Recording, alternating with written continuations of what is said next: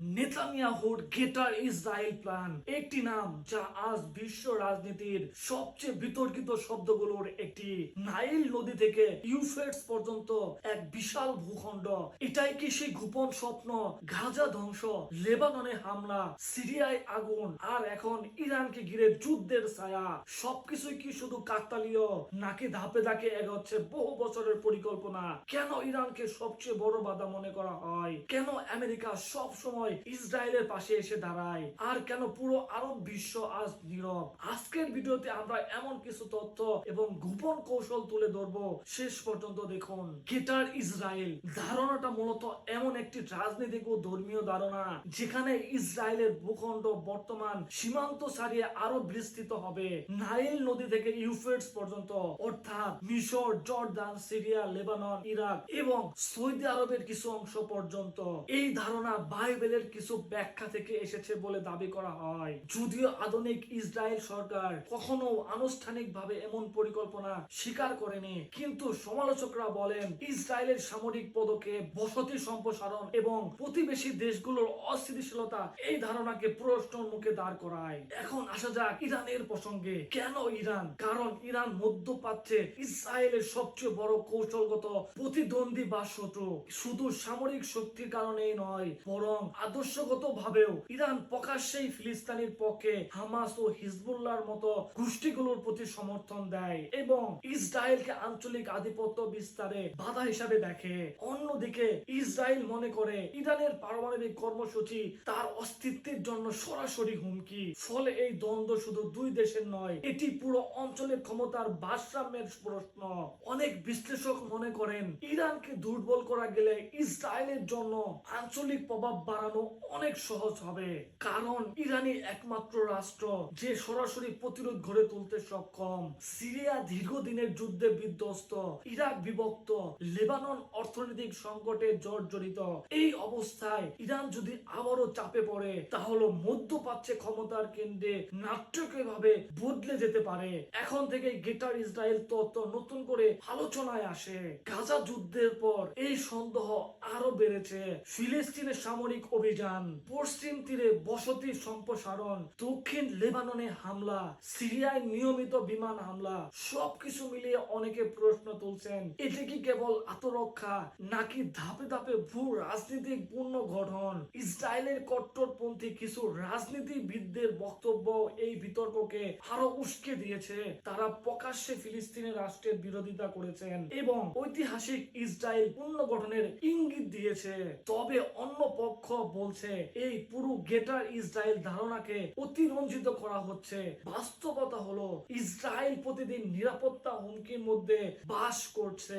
Rocket হামলা, সীমান্ত সংঘর্ষ, সন্ত্রাসী হামলা, এসবের মধ্যে তারা নিজেদের টিকিয়ে রাখতে ব্যস্ত। তাদের মতো ইরানের বিরুদ্ধে অবস্থান নেওয়া কোনো সাম্রাজ্যবাদী পরিকল্পনা নয়, বরং অস্তিত্ব রক্ষার কৌশল। কারণ যদি ইরান পারমাণবিক অস্ত্র অর্জন করেন, তাহলে পুরো অঞ্চলের নিরাপত্তা কাঠামো ভেঙে পড়তে পারে। এখানে যুক্তরাষ্ট্রের ভূমিকাও অত্যন্ত গুরুত্বপূর্ণ। আমেরিকা বহু বছর ধরে ইসরায়েলের প্রধান মিত্র। সামরিক সহায়তা, কূটনৈতিক সমর্থন, জাতিসংঘে ভেটো, সব ক্ষেত্রেই ওয়াশিংটন তেল আবিবের পাশে দাঁড়িয়েছে। সমালোচকরা বলেন যুক্তরাষ্ট্রের এই সমর্থনে ইসরায়েলকে আবারও আক্রমণাত্মক করেছে, বিশেষ করে যখন ইরানকে ঘিরে নিষেধাজ্ঞা, চাপ এবং সামরিক হুমকি বাড়ানো হয়। তখন অনেকেই এটিকে বৃহত্তর কৌশলগত মানচিত্রের অংশ হিসেবে দেখেন। আরব বিশ্বের অবস্থানও বদলেছে। এক সময় ইসরায়েলের বিরুদ্ধে ঐক্যবদ্ধ আরব ফ্রন্ট থাকলেও এখন বাস্তবতা ভিন্ন। সংযুক্ত আরব আমিরাত, বাহরাইন, মরক্কো সহ কয়েকটি দেশ সম্পর্ক স্বাভাবিক করেছে।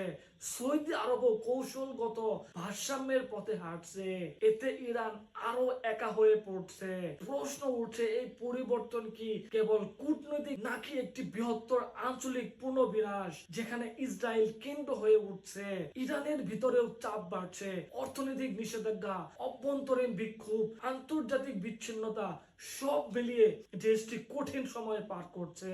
যদি সরাসরি বড় আকারের যুদ্ধ শুরু হয় তাহলে শুধু ইরান নয়, পুরো অঞ্চল জ্বলে উঠতে পারে। হরমুজ প্রণালী বন্ধ হলে বিশ্ব অর্থনীতি কেঁপে উঠবে, তেলের দাম আকাশ ছোঁয়া হবে এবং সেই আগুন ইউরোপ থেকে এশিয়া পর্যন্ত পৌঁছে যাবে।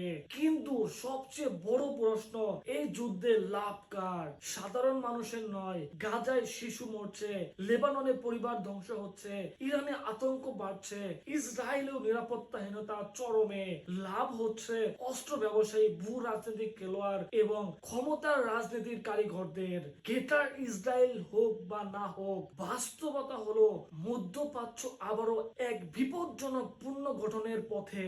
ইতিহাস আমাদের শেখায় বড় শক্তিগুলো কখনোই শুধু যুদ্ধ করে না, তারা মানচিত্র বদলায়। প্রথম বিশ্বযুদ্ধের পর যেমন সাইক্স পিকো চুক্তি মধ্যপ্রাচ্যের সীমান্ত নতুন ভাবে এঁকেছিল, তেমনি আজও নতুন বাস্তবতা তৈরি হতে পারে। প্রশ্ন হলো, এই নতুন মানচিত্র কে আঁকছে এবং কার রক্ত দিয়ে?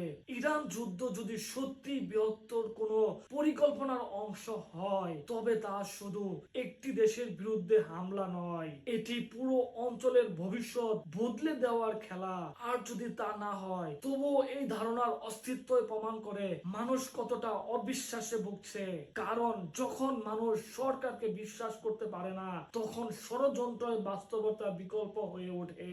শেষ পর্যন্ত সত্য হয়তো যুদ্ধক্ষেত্রে নয়, ইতিহাসের পাতায় লেখা হবে। কিন্তু আজ যে আগুন জ্বলছে তা শুধু বোমার আগুন নয়, এটি সন্দেহ, আধিপত্য আর টিকে থাকার লড়াইয়ের আগুন।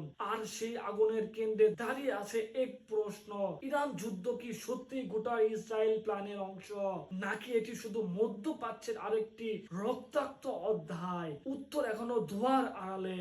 আমাদের এরকম বিশ্লেষণধর্মী ভিডিও পেতে অবশ্যই চ্যানেলটি সাবস্ক্রাইব করে সঙ্গেই থাকবেন। ধন্যবাদ।